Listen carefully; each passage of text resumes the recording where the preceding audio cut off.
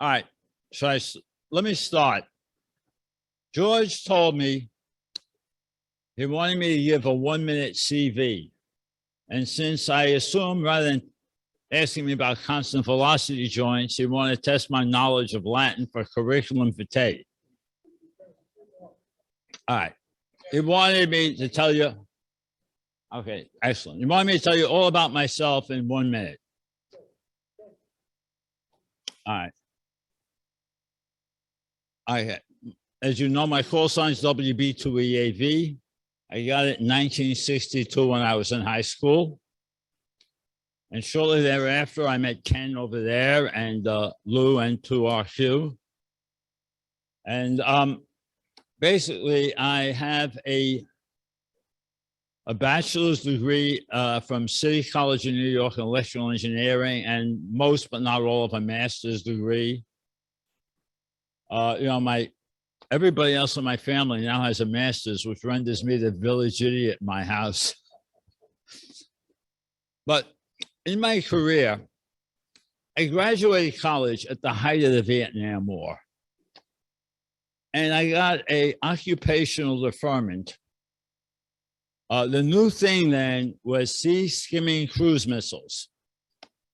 And I was working on the SPS-40 air search radar with the new so-called low flyer mode for detecting cruise missiles, and was linked to the SPG-53, a gun laying radar, to improve its ability to shoot at said cruise missiles. So I think with my deferment, I earned my keep. I've also worked on many other military and commercial systems. Most recently, with Northrop Grumman, I was working on the E-2D, Advanced Hawkeye radar and IFF. I was the lead engineer on the IFF interrogator, which goes up in that dome, the flying saucer on top of the plane. Everybody here is talking about antennas. Try this one. 36 5-element Yagis and a broadside array, each one with its own phase shifter. Now that's an antenna. I've worked on a number of systems. Oh, here's a good one. Who here, raise your hand, knows about the B-21 Raider bomber? Nobody. Good. When I was working on it, I couldn't say that. Now, because I read about it in the press all the time, I can say I worked on it, but I still can't tell you what the hell I did. But I've done other things too. I mean, I worked on direction finding receivers for the FAA. And whenever I see a Doppler scan on a car, I say, oh, yeah, been there, done that. And I've also done some work with, power, like working with Con Edison in the city and the like. Now, before there were internet trolls, there was just plain trolls, which is an ogre under a bridge. I was supervising electricians running power cables under the Triborough Bridge. So that makes me a modern troll. All right, enough of that silliness. Let's get on with it. Where the subject is VHF and UHF receivers, which is part 2 of the talk. Now, the main thing about HF is you can get round-the-world communication due to various propagation modes, ground wave, ionospheric reflection. Once you get up above 30 megahertz, they're gone, and you're pretty much talking line of sight. So from that respect, it's a very different ballgame. Now, occasionally, we've all come across, band openings on 2 meters, but they're really the exception. You can't count on them. If anything, repeaters, band opening can cause chaos as signals come wafting in from Massachusetts and Maine, what have you. Now, one nice thing about the higher frequencies is you can do stuff with wider bandwidths. I mean, you got to realize a 1 megahertz wide signal on 40 meters just don't fit. It's more than the whole band. But up and around VHF, UHF, around UHF, it's no problem at all. All right, next slide. let's go back in time, and we'll start with really the first VHF receiver design, the super regenerative. This was designed by Edward Armstrong, Edward Howard Armstrong, way back when, not that much after he designed the regenerative receiver. So we're talking about before World War I.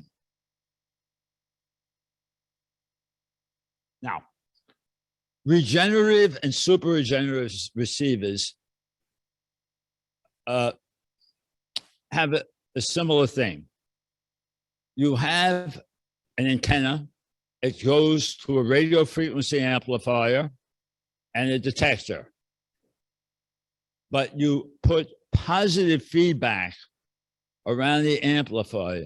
You feed a little bit, very carefully, precisely measured with a very nice little tuning knob, not tuning knob, adjustment, regeneration control. You feed the signal back and you tweak the gain till it's just about on the verge of oscillating. With a regenerative receiver, what happens when, particularly for Morse code, when a carrier comes in, it breaks into oscillation. With a super regenerative, you're running it, so it's always breaking into oscillation, and you have a separate, very low frequency oscillator called a quenching oscillator that turns it on and off. So it builds up, starts to oscillate, shuts off, builds up, starts out, shuts off.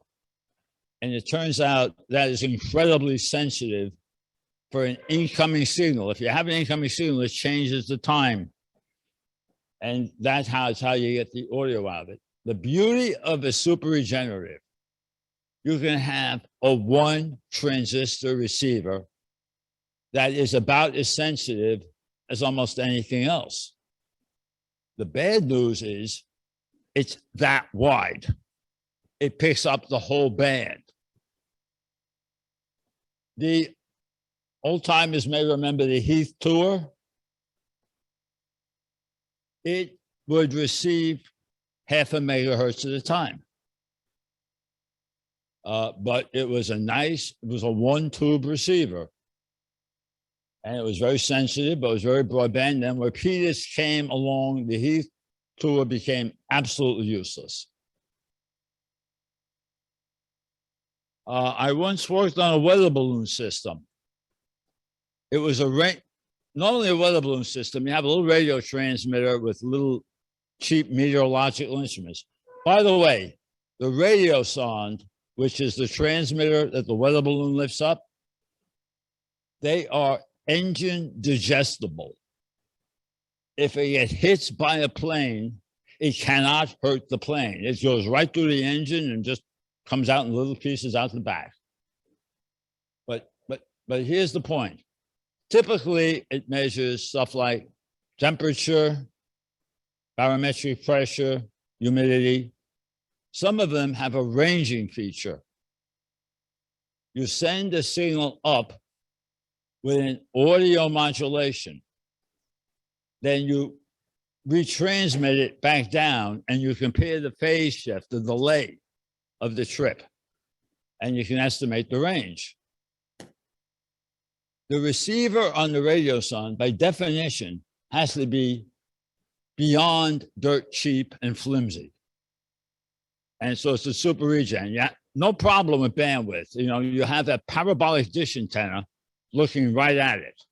So it's a very narrow beam. And it's the only game in town that's an allocated frequency. So in that case, I worked with them and they really worked very well. All right, next slide.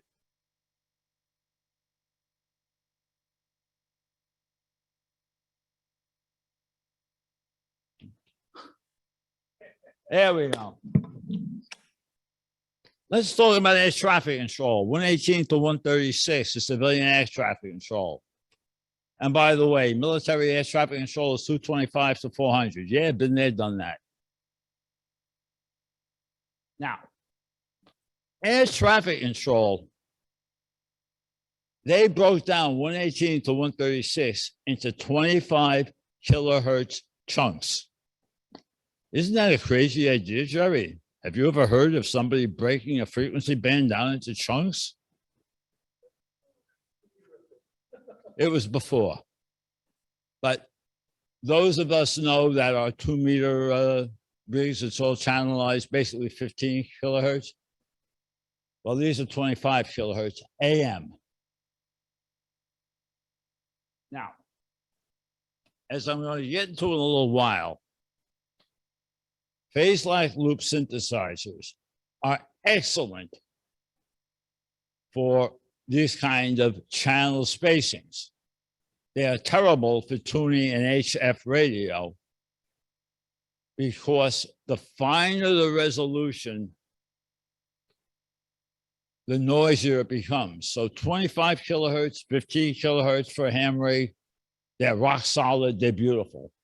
If you play games to get the channelization down to 100 hertz or 10 hertz, they're very noisy, so you don't want that. So you do not want to use this technology for an HF receiver. Now, also, much like repeaters, frequencies can be reused. Now, what a lot of people don't realize is air traffic control counts very, very, very highly, very heavily on radio communication. And as a ham, try listening to an air traffic control frequency sometime, and you'll realize the procedures and the staying on topic and the staying on procedure that these guys do make what we do on repeaters look sick. For example, my call sign, Whiskey Bravo 2, Echo Alpha Victor. If you are using phonetics on the air traffic band, you use the ICAO phonetics. You do not improvise. That's another thing. Everything has been worked out carefully. The procedures are careful because everything has to be understood. It's literally a matter of life and death.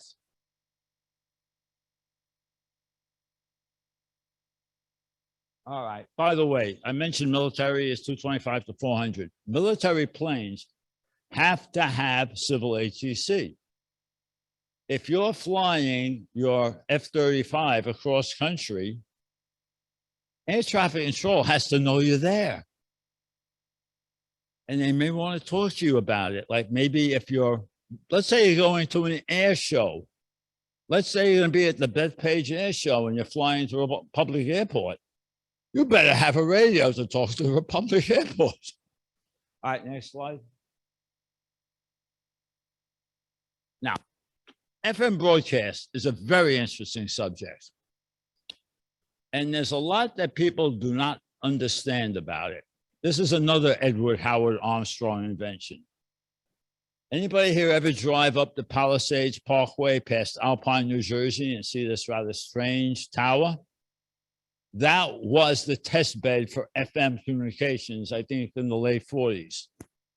I think it was developed before World War II, but they didn't commercialize it until after the war. Now, the key point, you guys should know this. Amplitude modulation, you're changing the signal level. As your voice varies, your transmit power is going up and down. Anybody who ever works single sideband, you watch the power output meter go like this as you're talking. FM, if you have the same thing, it just sits there. You're just slightly moving the frequency. And as I mentioned last month, the higher the frequency, in order to get proper image rejection, you want a fairly high IF frequency. FM broadcast standardized on 10.7 megahertz. And for pennies, you can buy these 200 kilohertz wide filters at ceramic filters at 10.7 megahertz that match the bandwidth of an FM broadcast station. Now, we run about 200 kilohertz bandwidth, which is why you don't use that on the low bands. Poof, there goes 40 meters. Now, so what happens is you have a very high gain. And then you limit the signal.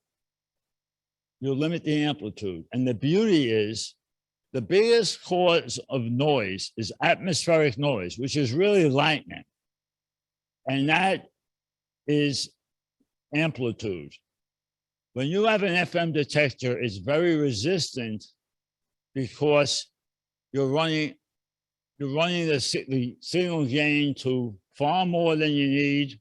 You let it saturate in a limiter, and then you decode it. And the the lightning noise just doesn't come through. In addition, at these frequencies, there is less content. Lightning noise, like everything else, doesn't propagate at these frequencies. So the idea being is FM, because of a wider bandwidth, you get high fidelity and low atmospheric noise. Now, here's the big bugaboo. It does not improve weak signal reception. Everybody says FM is low noise. It is very low atmospheric noise. The old rules apply for Gaussian noise, you know, the background hiss that's in nature. An FM signal is 200 kilohertz wide. An AM signal, like for aircraft band, is 510 kilohertz wide. The amount of noise a receiver lets in is a function of the bandwidth. FM receivers let in more noise. So if you are trying an experiment, if Jerry and I, to pick on Jerry, if we alternated between everything's identical radios except one was broadband FM and one was a narrowband AM, if everything else was equal, we'd lose the FM signal first, because the wider bandwidth is opening up a barn door and letting in all the noise. So it's for atmospheric noise, for improved audio quality. It is not, you know, the noise that determines how far you can hear it. Next slide. As I said before, not all VHF, UHF is channelized, but I say the tremendous majority of it is. So you're not doing the continuous tuning that you're doing on HF, which when you're in the car is a wonderful thing. I mean, they talk about people getting into accidents because they're talking on cell phones while driving. Can you imagine trying to tune in a DX station while you're driving? Now, like I mentioned, airband receivers are 25 kilohertz, ham is 15 kilohertz. They're all in the same ballpark. Now, let's talk about how you generate a local oscillator signal. Remember, just to review from last month, or if you weren't here last month, a super heterodyne receiver has a single frequency, intermediate frequency that is then demodulated. So you have your bandwidth and your gain all at, say, 10.7 megahertz. And what you do is you have a mixer and local oscillator that takes the input frequency and the local oscillator frequency, and you basically multiply them. I went into this last month. I don't think I'm going to repeat that. You get sum and difference frequencies, and usually it's the difference frequency at 10.7 goes through. But there's an image that you need to have filtering on the front end to keep that out. Is everybody happy with that, or should I keep going on that? No hands? Keep going. So let's talk about, this is a perfect place for a phase lock loop. Okay. I'm gonna gloss over this because I added some stuff on it. Go ahead, next slide. Let me start with the block diagram. I think what we're gonna do is I'm gonna drive them crazy by going back and forth. Let's go to the next slide, but be prepared. We're coming back. Oh, that's it. All right, never mind. Go back 2 slides. I screwed up. Yeah. All right. So what we do is we take a crystal oscillator and then we use a so-called digital frequency divider. Digital circuits allow you to take a crystal oscillator and divide it down, and you can get a square wave at some sub-multiple. If you want a 25 kilohertz square wave, that's very, very precise. What you have to do is take a nice binary number, try multiplying by binary numbers till you get a nice number, and that's what you use for your crystal. So let's say you have, you multiply 25 kilohertz by 4,192, which is a nice, what's that? It's a power of 2.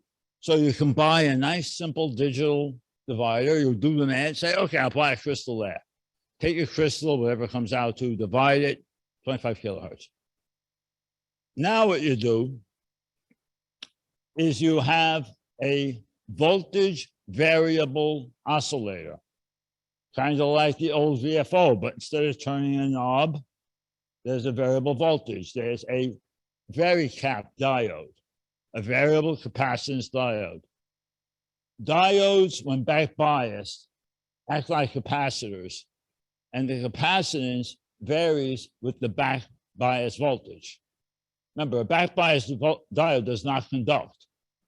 It acts like a capacitor, and by playing with the semiconductor doping, they can make diodes that will have a reasonable variation in capacitance. So you design your oscillator so the range of reasonable frequencies you want to get is adjustable with a variable voltage. So what you can do is have a potentiometer, a little variable resistor with a knob, and if you adjust the voltage, you can have it go up and down the band. But that's not the way we're using it. Now we take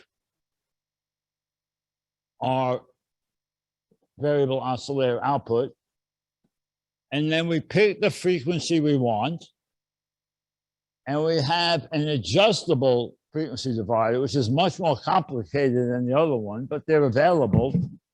They're just much more complicated, where we program in the number that takes the desired frequency and gives us 25 kilohertz, 15 kilohertz, whatever.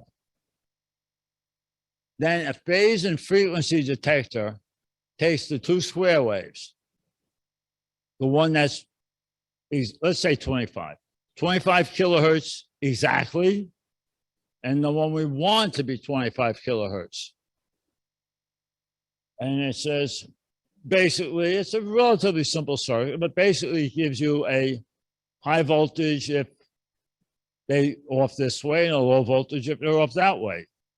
And if you adjust your feedback loop to correct, it'll bring the frequency in line.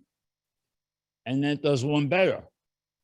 A phase detector actually brings them into total alignment. We don't really need to phase match, but the idea being, if you bobble a little bit in phase, the frequency will be solid. Whereas if it's a frequency loop and you bobble in frequency, that you hear. So you want to go one more. Much like in the 4th grade when they taught you about state capitals, they knew you weren't going to remember the state capitals, but at least you remember the names of the states. Same idea. You go one step further to get what you want right. So the idea being is we have to pick a number, 25 kilohertz that we can count on. We have a variable frequency oscillator that we divide by the desired number, and the feedback loop controls it to bring the 2 in alignment. And now we have exactly the frequency we want to mix down the desired signal into the IF. And then every time you change the channel, you're just changing the digital division ratio in one of the frequency dividers. I think we beat that horse to death. Next slide.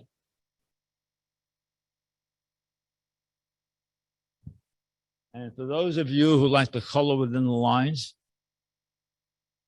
F1, upper left-hand corner. Now, I basically stole this off the internet, so, it's not exactly what I would have done. So F1 is the divided down crystal frequency. That is your reference frequency, which, say, for an aircraft radio, would be 25 kilohertz. Now let's go over to the right side. Voltage controlled oscillator. The output converter is really a buffer. This is what you split the signal. Half of it goes into the guts of the rest of the receiver, and another sample of it comes back where you divide by n. It's definitely not optional. This is where you play. This is where you determine your frequency.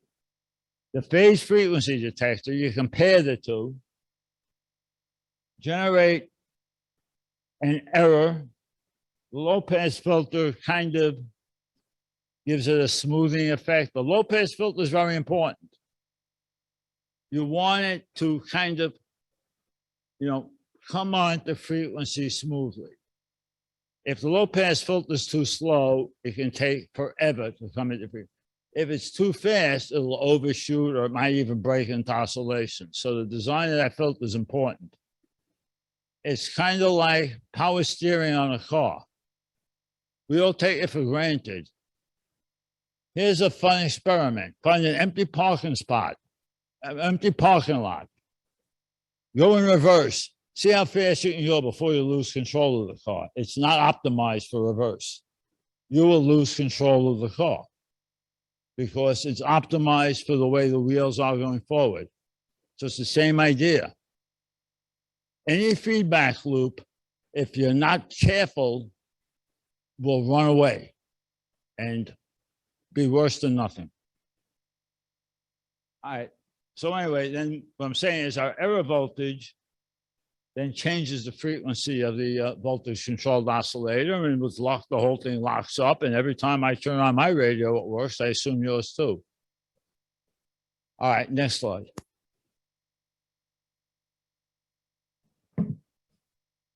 All right, now you can demodulate AM with a simple diode. FM's a little more sophisticated. You're changing the frequency. There are two basic ways to do it. One of them is the Foster-Seeley discriminator that came out a long time ago. You take your IF signal, you split it, and you run it into two tuned diode detectors. You split it into two AM detectors, and you tune them. They have a resonant tank circuit. One's a little higher and one's a little lower. There's a picture coming. So when the instantaneous frequency is low, the output of the low end filter increases and the high end decreases.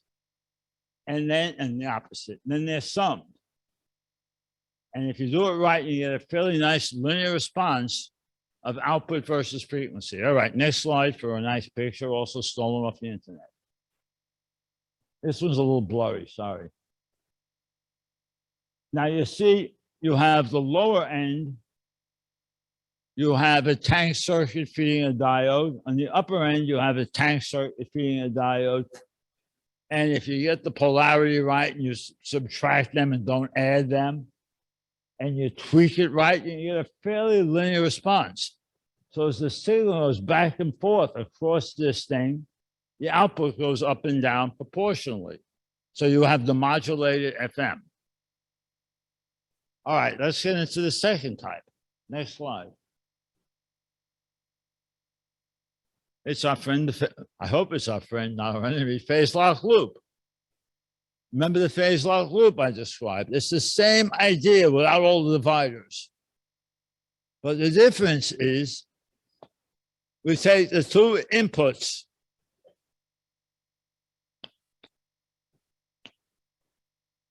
Let me think. All right, we have an oscillator running at, if we're at 10.7 megahertz, we have an oscillator running at about 10.7 megahertz. And we feed that back to the incoming signal. And we lock up to it. And the oscillator will follow it. So the incoming signal is like this, the oscillator goes like this. But what does the error voltage do? That's steering the oscillator frequency. That's the modulation. That's the audio you're trying to get out. The error voltage that drives the VCO is now the output. So you're taking a phase lock loop synthesizer, getting rid of the dividers and running it sort of backwards. All right, next slide.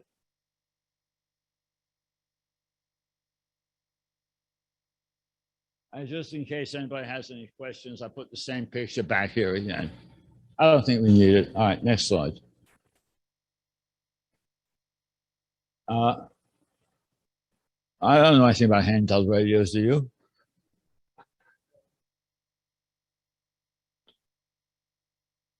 Now,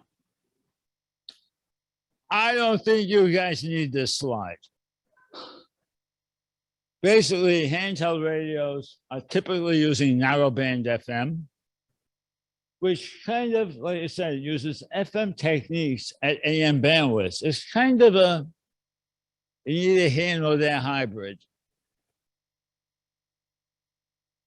And channelized operations I just beat you over the head with. Now, obviously, a handheld radio with a small antenna is going to be of limited range. Again, there's no atmospheric propagation that you get on HF. You have a small radio running off batteries. You can't run 100 watts off of a handheld thing. You suck the battery dry in 1 second. Well, not one, but you get the idea. And you want a small antenna, unless you're me. MFJ makes one that they perversely call the long ranger, which is a half wave at 2 meters. It's a meter. It's an end-fed half wave that screws on, but it telescopes. So you can listen better. You don't need a good match to listen. You need a good match to transmit. So it comes down to about this long for listening. And if you want to say something, you have to pull it up. I like that one because the other antennas I find vary from useless to even worse than that. I've always said, what's the difference between a 1-inch rubber duck antenna and a dummy load? Answer, damned if I know.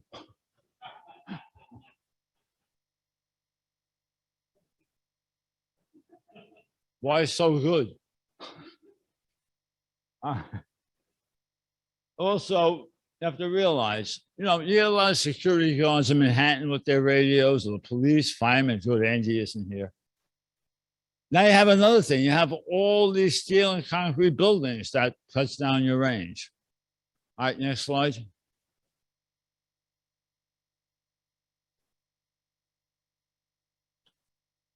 One nice benefit is at VHF and UHF frequencies, the inductors and capacitors used for building resonant tank circuits are so much smaller than they are at HF.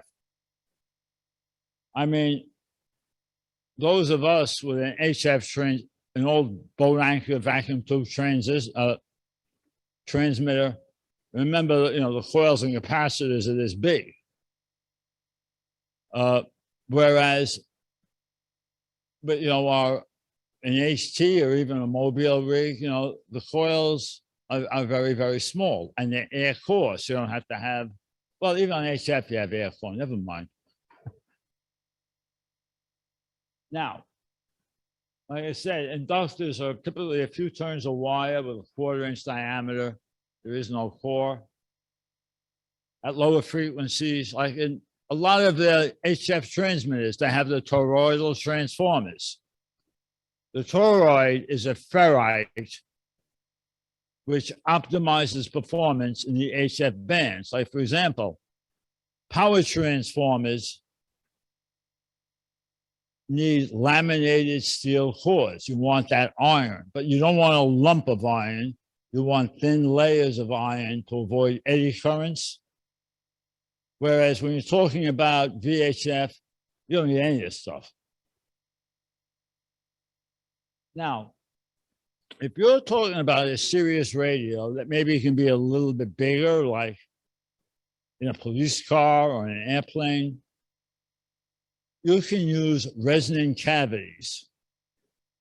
By the way, repeater duplexers are typically resonant cavities. And a 2-meter repeater duplexer cavity is about this big. But if you get up to like 400 or some megahertz, they're much more. Hang on.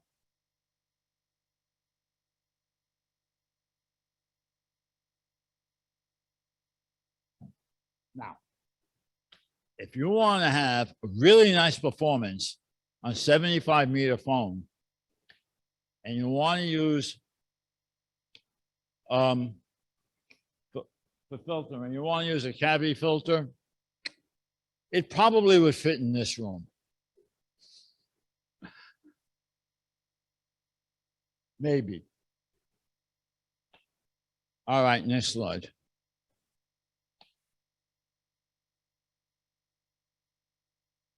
Skip this slide. If anybody in this room doesn't know about repeaters, you're in the wrong room. All right. By the way, this was originally done as a professional presentation where I couldn't count on everybody being a ham, so I should have taken that slide out, but all right. Now, as you all know, everybody's always talking about getting your new, data modes on your radios. But radios can be used for data in very serious applications. I mean, stuff like all kinds of stuff. GPS, satellites. Anytime you want to send data over a radio link, you're going to do it on radio, usually line of sight. If you see microwave towers, or towers with the dish antennas on top, they're doing relaying. Like telephone stuff is all digitized now. None of it's analog anymore. And what you're doing is they send a radio signal with digital modulation, and they have a very, very narrow beam aimed at another antenna that receives the very, very narrow beam, and it receives it, amplifies it. One of the beauties of digital transmission through radio, as the signal degrades, there's a point where it can reconstitute it 100%. You have to never go below that threshold or you get garbage. You ever notice since back in the day of analog television, you watch the signal get noisier and noisier and then disappear into just snow? Now, since they came out with the high definition TV in 2009, either it's there or it's not. It's like falling off a cliff. The signal is perfect, garbage. So you do not want to fall below that threshold where you can't reconstitute it. But the beauty is, if you reconstitute it, there's no accumulated degradation. If you take an analog signal and you send it a long way, amplify it. Send it a long way, amplify it. It will slowly degrade. If you do that with a digital signal, as long as you catch it before it goes below that threshold that it can't clean up the mess, you get it perfectly. And also with digital, sometimes you get back and forth, like with packets. When you talk on your cell phone, your voice is being digitized, and then a certain amount of time of digital is sent out in one packet. And sometimes it's back and forth. There are parity codes and error correcting codes in the data digitization. And if the receiver says something ain't right, it may tell you send that packet again until it gets it right. So there's a whole lot of stuff. When you think you're talking on your cell phone, you have no idea how much of this is involved. You digitize it, you packetize it, you put in checks to make sure you have quality, and then you may bounce back and forth a few times till it's received and then sent on. And sometimes you never do accomplish it, and that's when the guy you're talking to suddenly falls off the end of the earth. All right, now, back in the day, the first digital mode, well, obviously the first digital mode was Morse code. Morse code is literally ones and zeros and no combinations. It's a 1 or it's a 0, and that's as far as you go. It's all done with timing. Then came Bordeaux teletype. Does WYNS winds still have that clatter of teletypes in the background, even though they went away from that decades ago? Back in the day, data communication was through teletypes, which are big mechanical fuses, and you get this clattering sound. And what they used was Bordeaux code, which is a 32 possibility code, and one of them was a shift lock, so you really get roughly 64. Then as things improved, things got better, got faster. That's when the ASCII code came along for, it's 128, well, it's 128 characters, you know, all the capital letters, all lowercase letters, all the numbers, punctuation, and some special purpose characters too, for sending data over radios. All right, next slide. All right, this, like I said, radio teletype, some of the old timers here remember using RCCY on ham radio. You use the Bordeaux code with frequency shift keying. It's like mixing Morse code with FM. Instead of the amplitude going up and down digitally, the frequency going left and right digitally. It's not like FM voice where it goes like this. It's either here or it's there. Boom, boom, boom, boom. And like this side's a 1 and that side's a 0. So typically numbers are, the frequency will drop by 170 hertz between a 0 and a 1, and it changes 110 times a second. That was the standard post-World War II teletype signals that hams used until when, around 1980s? Still in use. All right. What was that? Hams never throw anything away. No, never throw it away. And there are synchronizing bits. All right, but you know, you have to know where stuff begins and ends. Like for example, I mentioned the 7-bit ASCII code. If you have bundles of 7 bits, where does it start and stop? So you have synchronizing bits to allow you to figure that out. Like there's patterns that after a while, you know, maybe the first time you say that's the right code, but is it real? The next one has the same code. The next one has the same code. and you accumulate confidence, say, okay, that's the synchronizing code. Whereas if you say maybe that one, next one, no, obviously that was just random data that happened to match what you're looking for. So you have to get a few samples to lock on. And by the way, if you ever wonder why it takes so long for you, sometimes your GPS receiver to get going, it's doing that times 10,000. I don't think let me go into GPS. GPS, as you know, is satellite signals. They're spread spectrum. In other words, it's a very wide signal with a lot of data, very high speed data. But for synchronization, it's basically a dead carrier.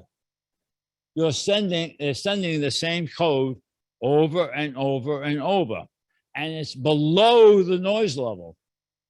And it's only with fancy processing, because it's always the same thing, and you use circuits that do what's known in mathematics as correlation. Like, did you ever find that, let's say you're looking at something for a while, let's say you're looking at, remember the day when there was looking at a snowy TV picture, that if the picture didn't change, you know, after a while you kind of learn what was there, and maybe you could see a little better as your brain figured it out. It's the same sort of idea. So what you're doing now is, because it's a dead carrier, the effective bandwidth is virtually zero. You have lots of data, but it's all repetition. So you can, in effect, as you figure out how these codes go and it starts to make sense, it comes in and the signal to noise comes way up. And it's a fascinating subject. You probably have no idea what I'm talking about, but it really does work. But man, is it a lot of work. And the miracle is that this stupid thing does it. All right, next slide.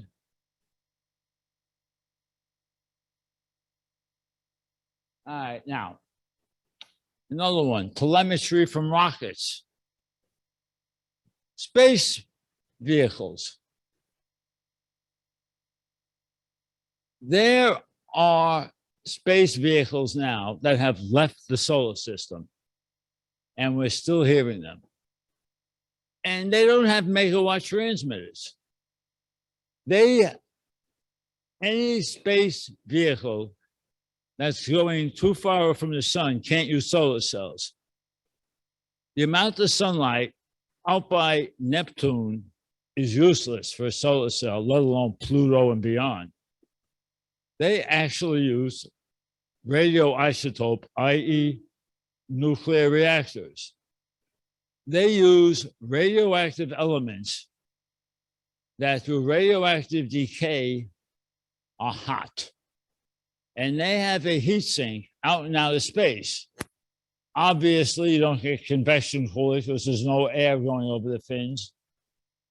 It has to actually radiate the heat into space. But the idea is you have a hot surface from the radioisotope that stays hot, and you have a cold surface where it radiates heat into space. And there are semiconductors called Peltier junctions that will generate electricity with a temperature difference. And that's what deep space vehicles have to do. And the idea is the life. Now, with time, your power output goes down just as your range gets further. So your transmit power goes down as your range gets further. So you have an interesting design challenge here. And also, it requires very, very high gain antennas, big parabolic dishes. Beauty of a parabolic dish is like a reflecting telescope. You can get tremendous gain, because if you have a parabola and you have a signal source, which all the signal coming out all goes the same way, it focuses it beautifully. Now, here's another problem. We have a parabolic dish here. We have a parabolic dish here. Put them a couple of million, 100 million miles away. It's an interesting challenge to keep them pointed at each other. Don't sell that short. You know, you have to be extremely accurate.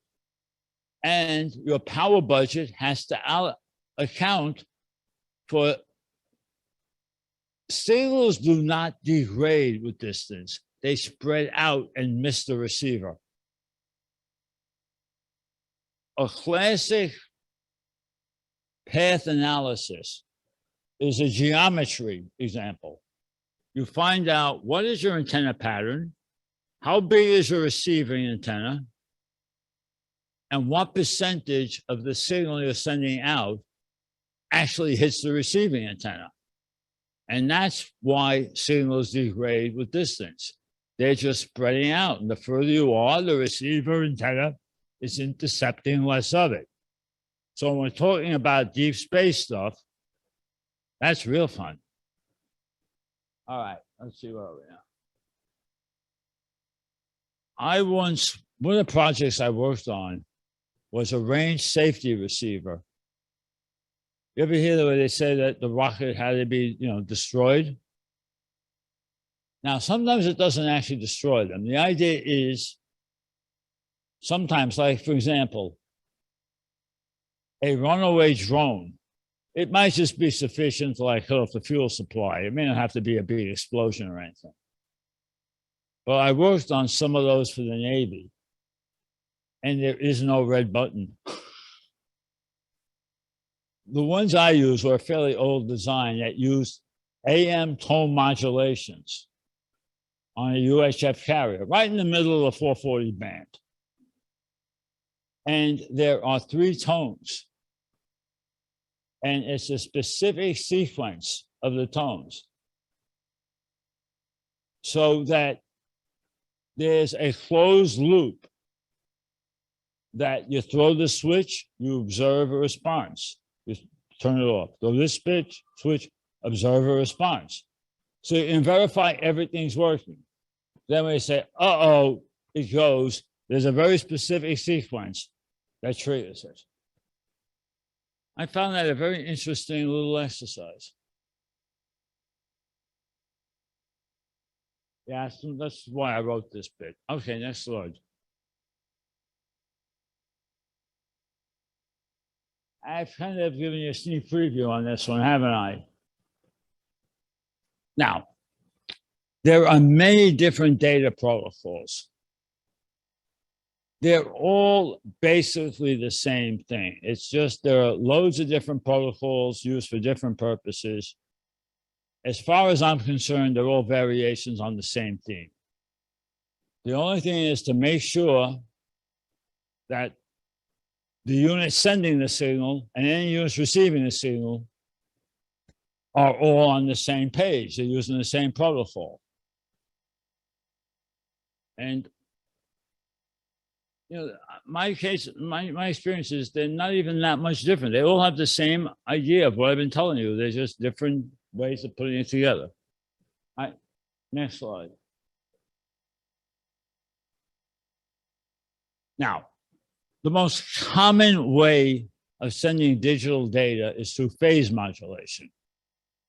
Not AM, not FM, but phase, which is really, phase and FM are really the same thing.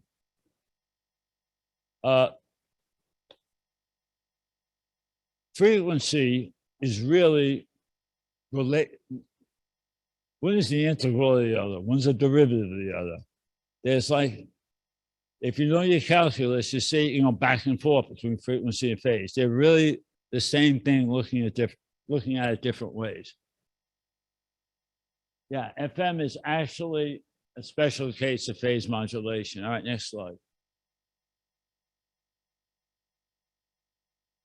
My favorite is DPSK. I find it simple, easy to understand, and that's why I'm going to abuse you with it. Imagine a pure CW carrier. And every so often, you flip the phase, 180 degrees. It just goes inverted. Now, The idea is you decide whether you're flipping the phase or not at specific intervals. That's your data rate. In other words, if I flip the phase here, depending upon my data rate, I know when, if I'm going to flip the phase, it's going to be right here, but I may not. But if it's going to flip, it's right here. That's your bit rate. If you're running, say, 10,000 baud, what's that? 100 microseconds between samples. So once you get a flip, if you get another flip, it's going to be here or here or here. And if there's no flip, you say, okay, that's a logic 0. If it flips, that's a 1.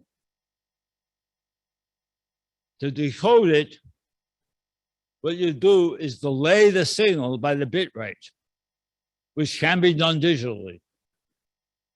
You can use a digital shift register to do this. But the idea being, you have the signal you're receiving now and the signal you were receiving 1 bit ago, and you compare the two. If they're in phase, you have 0. If they're opposite, you output a 1. So you can send the data this way, and it's actually very elegant. All right, next slide.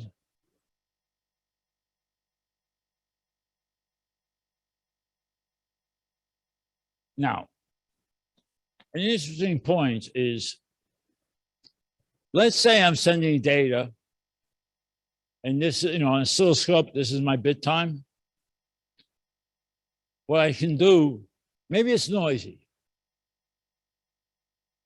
What I can do is compare the two as I'm going and have a running tally. Let's say I have a counter. I sample it. They're within 100, plus or minus 90. Count up. If they're not within that, count down. And I'm running a tally. And then at the end of the bit, I sample it. Where's my count? If it's more than 50%, that's a hit. I got a 1. If it's less than 50%, I have a 0. So you get a lot of filtering. It's an effective matched bandpass filter on the data. It's called an integrate, sample, and dump. Although everybody except me calls it integrate and dump. Integrate means you're collecting data. And then dump means you reset it for the next one. My point is, if you're not sampling it, why bother? So I always thought integrate and dump is stupid. You're doing all this effort to save this up and then you throw it away. No, you integrate it, sample it, and then dump it for a clean start on the next sample. All right, go ahead, next. Now we're starting in hairy, quadrature phase shift keying. DPSK. It's the same idea, but instead of using 180-degree shifts, we have 0, 90, 180, 270. So now we have 4 data states. We double the bit rate. And guess what? A degradation in signal to noise ratio. It's more sensitive. We need a stronger signal to decode it.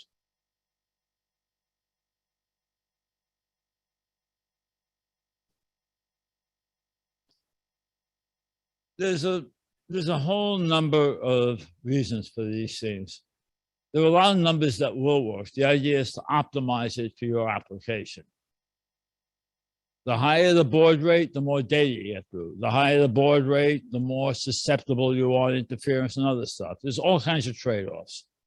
You also want nice binary coded numbers to allow the computer to process it without going crazy with heavy math.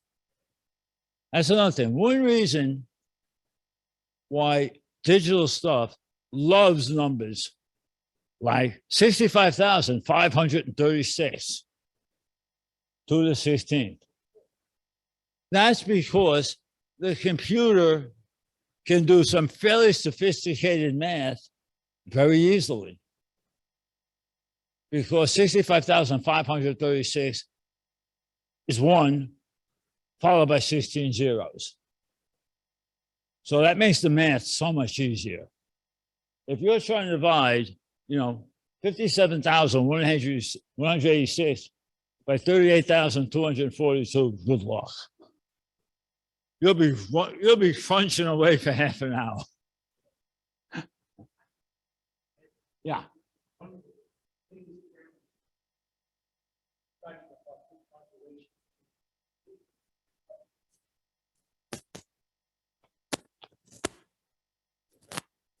They ain't working. I don't hear you.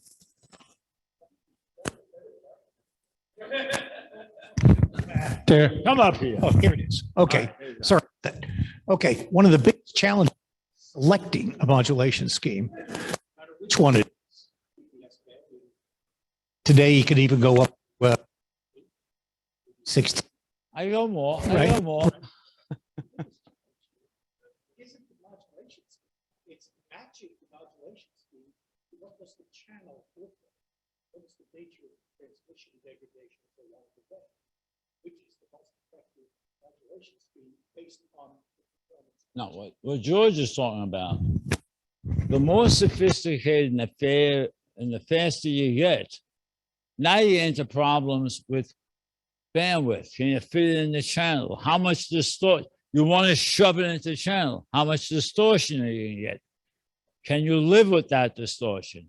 Can you possibly do some post-detection processing to get rid of some distortion? So there's all kinds of stuff and trade-offs. Keep in mind, in the time allotted here, I'm not giving you a 6-credit course.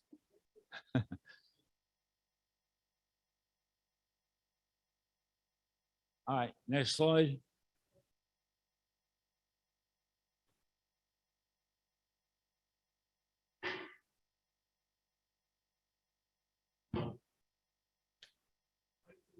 Now we're getting to the Hello? fun. Hello? Uh-oh.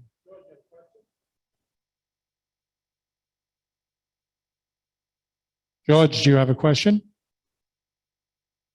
Yes, I just wanted to mention that as time went on, as we were increasing the speed of facilities and processing, we went into framing.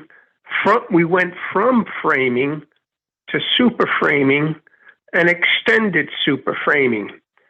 Once you get into extended super framing, you could say that 640 times past the DS1 signal, we were looking for 1 bit in a 193-bit word. These were superimposed in the digital streams. Then, as we went further into terabit streaming on facilities, you were looking for it 640,000 times. You're looking for that 1 bit. And if that 1 bit in that 193-bit word, which was superimposed over the data that was being transmitted, if it was out of phase, the error correction would start to stream and frame backwards. It wouldn't go back to the basics of the signal that you wanted to transmit to the for the user. You would actually go backwards for each of the frames and the extended super framing times that it was available to say, correct me, correct me, correct me, correct me, correct me. And this is happening in thousandths of a second. Just wanted to add that error correction was brought in with super framing, extended super framing, and multiples of extended super framing. That's all. Thank you. Thank you, Ed. Okay, George. The moral of that is, as I was saying, there are different ways to do this, and George has a lot of experience with one very, very sophisticated application where they had obviously a lot of time and money to invest to optimize the performance. And they did a lot of research on how do you do error detection and error correction. And they had to know exactly how far you can go before it falls apart and you can't recover it. So that's a good example of that. Although I must confess, a little bit more in detail than I wanted to go. Let's get back to in phase and quadrature. Here's the problem. Once you start with the different phase angles, you're basically going around the circle.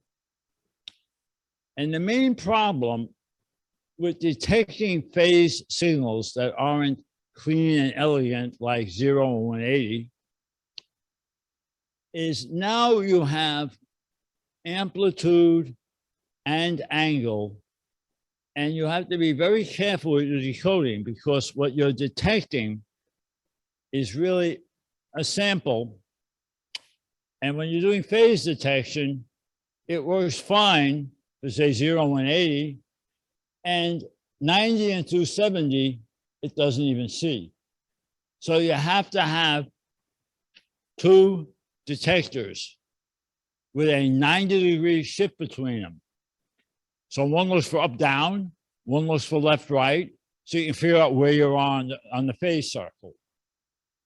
That's at the simplest level with all this nonsense about IQ detection. You split the signal, shift 190 degrees, you detect them both, and then you feed the data into a computer to figure out what the hell's going on.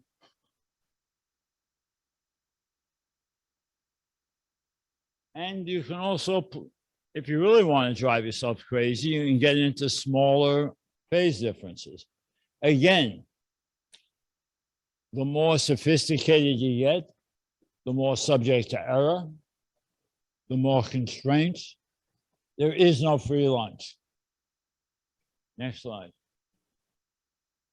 Yeah. That's exactly what I'm saying. I have like 1 or 2 slides left. So let me speed it up a little.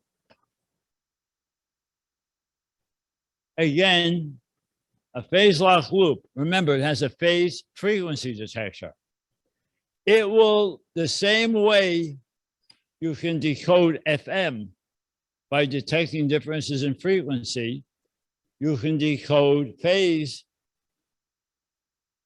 using the phase variation. You're detecting the difference in phase between incoming signal and your reference signal. So phase lock loops are very common in IQ detectors. In other words, you do the split and you split them into 2 phase lock loops. And the best way, the 90-degree shift, is to have the local oscillator. If you have a digital divider chain, you purposely pick a reference frequency that's 4 times higher than you're working at. And when you divide by 4, the divide by 4 will give you 2 signals 90 degrees apart if you play with it right. If you play with it. So it's nice and simple. You don't need any fancy analog filters. It works out very well. Use 4 times the crystal you need. When you go divide by 4, you usually have a choice of 0 degrees or 90 degrees in the outputs. If this sounds a little complicated, that's only because it is. No, it ain't you. No, here's what to do. To understand this, you have to sit there in class and cry.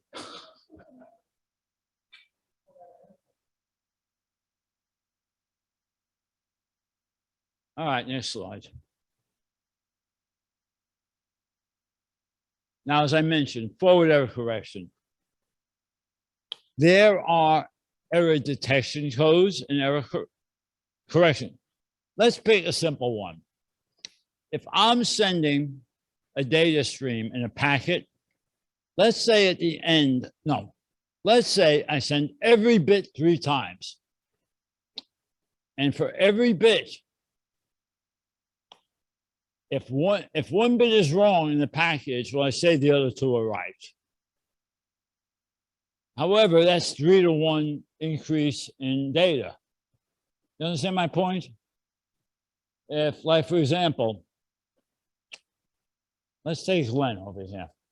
If I want to get your attention, I say, Glenn, Glenn, Glenn. If it's very noisy and you hear me say Glenn twice, you know I'm calling you. So that's a very, very primitive error detection code. What if you only left?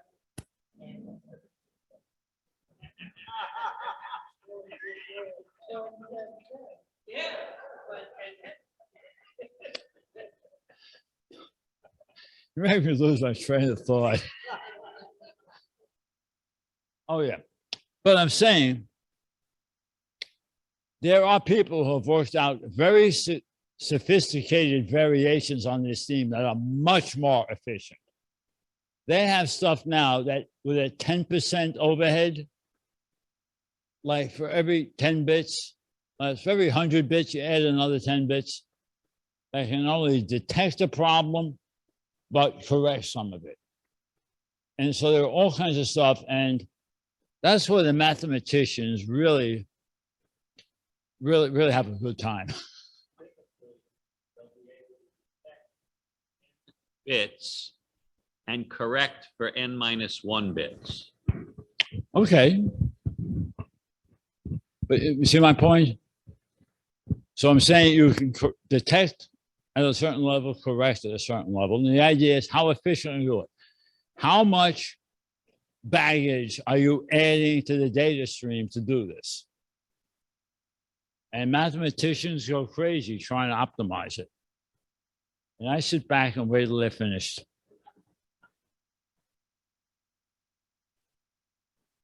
All right, next. Yeah, even sophisticated systems, you know, you hit a point where you're just toast. You're not doing it. Every system has a point where it just doesn't work anymore. I mentioned spread spectrum with GPS. Spread spectrum, you intentionally, for every bit, let's say a 1 is actually a 10-bit word, and a 0 is a different 10-bit word. Now the spectrum goes out. You're widening it because now you're increasing the data. But if you know the codes with all the proper stuff, and also if you wait while it lines up, like GPS can take a while till it figures out the scheme, you can narrow it right back down again. And the beauty is, one application, all right, for GPS, the idea is by broadening it,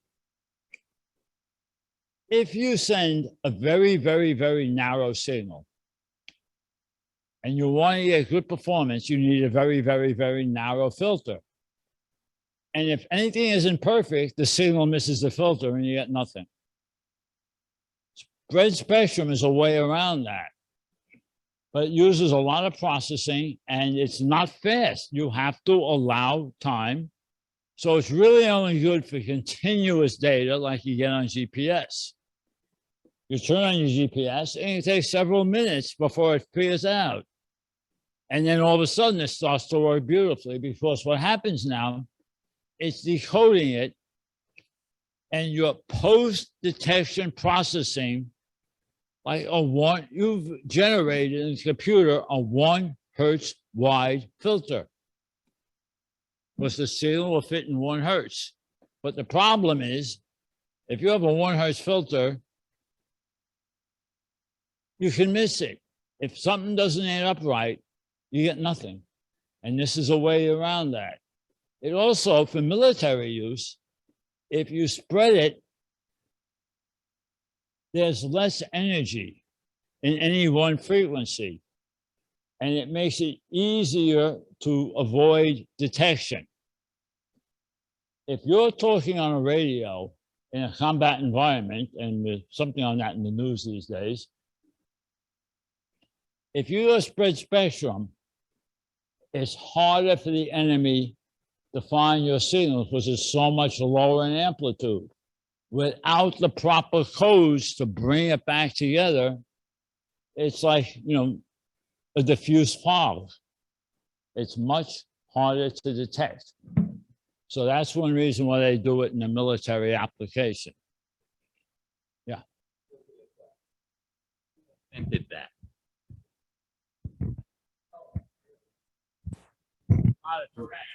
No, Eddie Lamar. I understand the point fully. All right, short story. Heather Lamar was a Hollywood actress. She was an immigrant. She came here shortly before World War II. She was married to a rich industrialist who was very friendly with a lot of Nazis.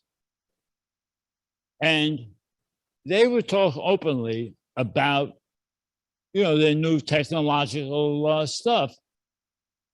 And they didn't care that she was there. She was only a woman. But when she gets to the United States, she suddenly realizes she knows some interesting crap. So here she is playing a sex goddess on the screen. And then she's working with some people. And yes, they did come up with spread spectrum. And I've come to believe the reason the military told them, go get lost, is they were working on spread spectrum too. And they listened to what she had to say, said, no, no interest. And as soon as they walk out the room and say, hear what she said? In other words, you know, we're working here. You know, say, like, we've been working on this problem. Joe, Bob, you'll see if what she said might help. You know what I'm saying? I believe her intention was to use it to guide torpedoes. That was one application, yes. That's what she mainly worked with this guy whose name I can't remember. George Handheld, yeah. Yeah, that was their idea. I don't think they ever did that even today. Phone works. All right, let's go to the next slide. I think we're just about on the edge of being thrown out of here. This is old news. Been there, done that today. Go ahead, next.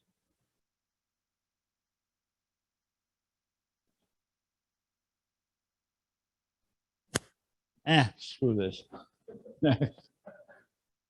All right, constellation diagrams. This is nice and artworky, nice and arty. Now, remember I said you can go for phases with different angles around the circle? Well, we can make pictures of it. And the horizontal axis is the I channel, the vertical is the Q channel in phase. I stands for in phase, Q is quadrature. Quadrature means perpendicular, 90 degrees off. Now we're going to see an 8 PSK constellation diagram. Go ahead, next slide.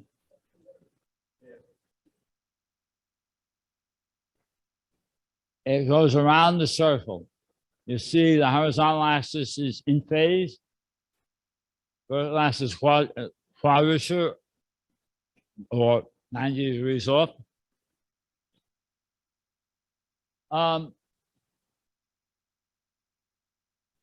It's fairly straightforward. It's just different points around the circle.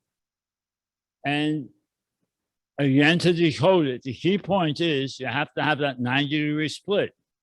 Because if something is like, let's take the 111, that will come out beautiful on an in-phase decoder and nothing on the Q decoder, on the quadrature. 010 at the top, beautiful on the quadrature, nothing on the in-phase. 110 is a mix and match. You get something on each. And is it 110 up or 101 down? You have all these combinations that take some intelligence to figure out just which one it is. It's not terribly sophisticated, but you can't blow it off. Next slide. Now we can add 2 amplitude levels. We have a low amplitude variation and a high amplitude variation, maybe at 2 different subcarriers. Maybe you're putting 2 tones on an RF channel and you have a phase relationship on each tone. So let's see the next slide.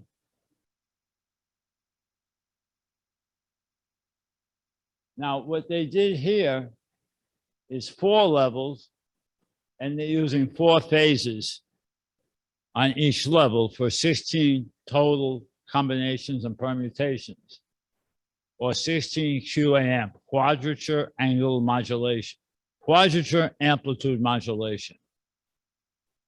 And it gets hairier than this, but I think this is the last slide, and I think we're going to stop here.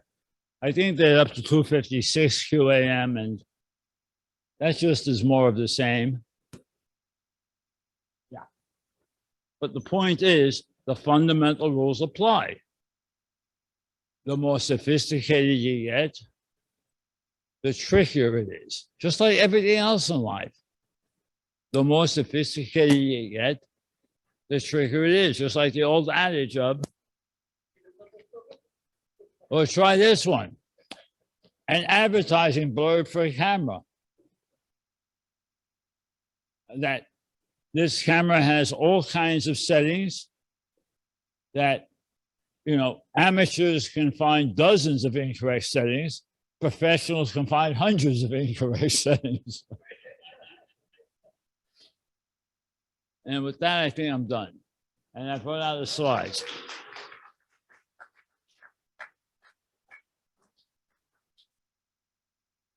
Any follow-up questions, comments, raw tomatoes? Yeah.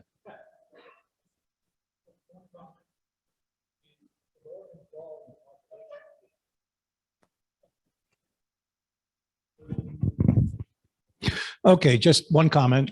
The more involved the modulation scheme, as you go from a BPSK to 16 or 256-bit QAM, You're lost. it doesn't start to be decoded until you pick up all those bits. So as it gets more complicated, not only do you need a better signal to noise ratio, it also takes longer because you have to read in all those bits before you can start decoding it frame by frame. So keep in mind, as it gets complex, you need a better quality channel, and it's going to take longer. That's lesson number 6 in the series. All right. Next.